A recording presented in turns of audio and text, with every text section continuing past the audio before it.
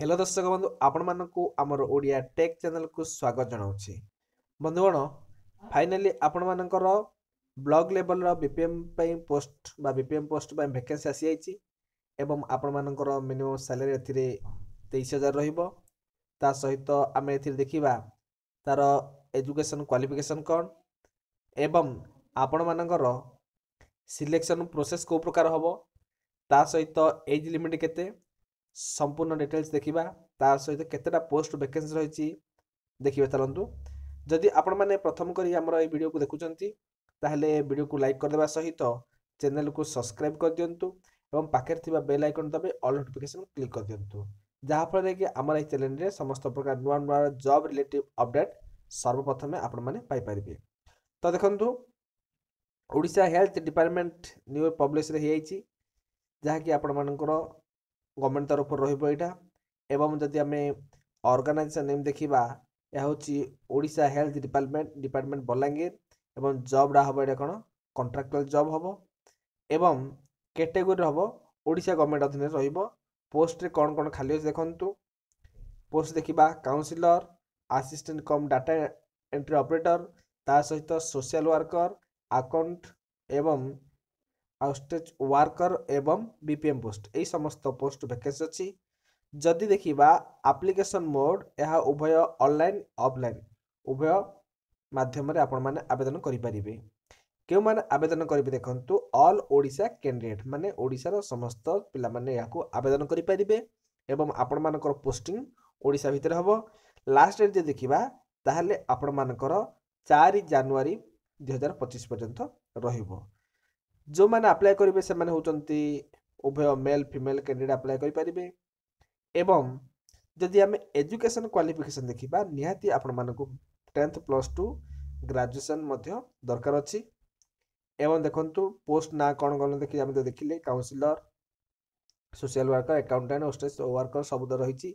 एवं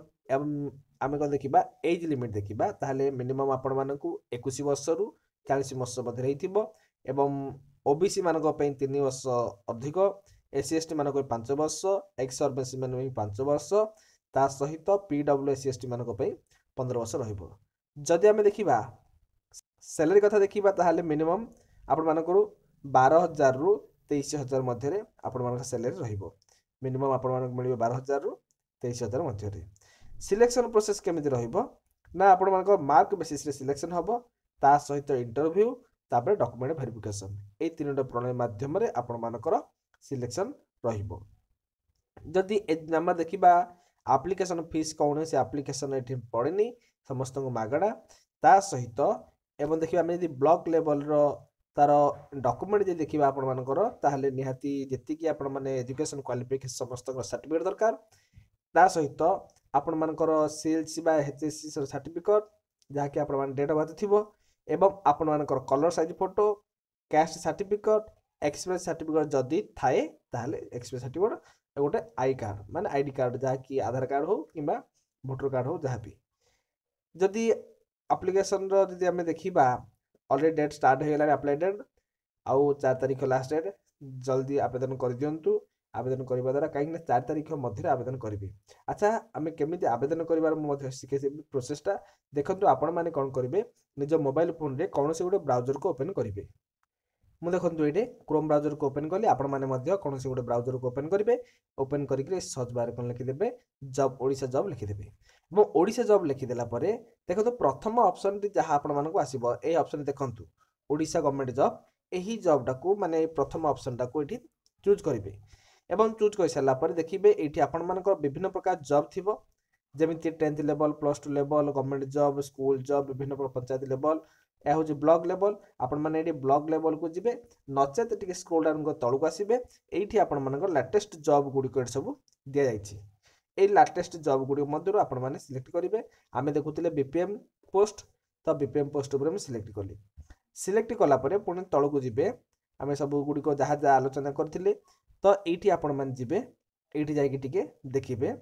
notification PDF link ये जो नोटिफिकेशन पीडीएफ लिंक ये क्लिक करदे क्लिक है कहीं तो ये क्लिक करेंगे। क्लिक कर सारापर आपण मानक गोटे फाइल डाउनलोड हम बर्तमान देखु तो ये डाउनलोड करी देखो ये पढ़ीदेवे आपण मैंने पढ़ी देखो कौन सब वैकेंसी रही अच्छी एवं टी स्क्रोल डाउन कर तलू आसवे तलू आसला ये जो अच्छी आपर यहाँ भल पढ़े टी कौटा के मार्क दरकार ता सहित आपण मानकर आउ कौन रही देखो मुझे आपण देखे दूसरी तो यहाँ हूँ आपण मानकर एप्लिकेशन फॉर्म यही फॉर्मटा को आपण मैंने जी कंप्यूटर माध्यम कंप्यूटर प्रिंटर माध्यम प्रिंट काटिदेवे प्रिंट काढ़ी फॉर्मटा को ये फिलअप करेंगे कौन सी जो पोस्ट पे आवेदन करेंगे ये पोस्ट नाम लिखे ता सहित ये आपण मानकर फोटो गोटे अटैच करेंगे फास्ट नेम लास्ट नेम आपण लिखे ता सहित डेट ऑफ बर्थ आपण लिखिदेवे पुणी आपण मानकर मेल लिखे आउ कौन लिखे एससी एसटी ओबीसी जहाँ भी लिखाई जहाँ थी लिखिदेवे एवं permanent address present address fill up करेंगे एवं आपण मोबाइल नंबर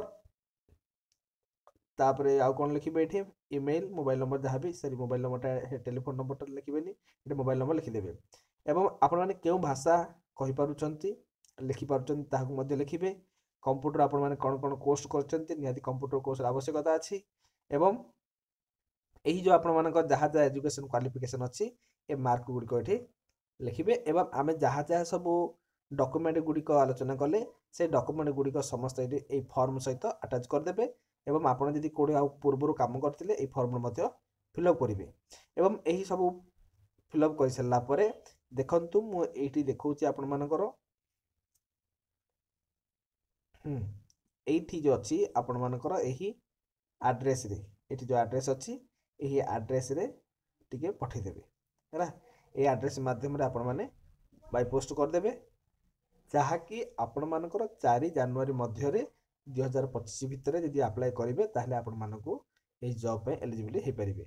आशा करुच्ची आपण मानकु संपूर्ण तथ्य दे साथी जदि वीडियो भल लगे ताहले वीडियो को लाइक कर दियंतु चैनल को सब्सक्राइब करी पाखे थिबा बेल आइकन नंगी तबे ऑल नोटिफिकेशन क्लिक कर दियंतु जहाँ फल परवर्ती वीडियो रे पुणी थरे आपण माने नुआ नुआ जॉब रिलेटेड पाई परिबे एवं जदि आपण माने बुझी पारु नांती निश्चित कमेंट माध्यम रे पचारिबे मु निश्चित एहाकू सॉल्यूशन कर देबी रोज बंधुगण परवर्ती वीडियो पुणी देखा जय जगन्नाथ।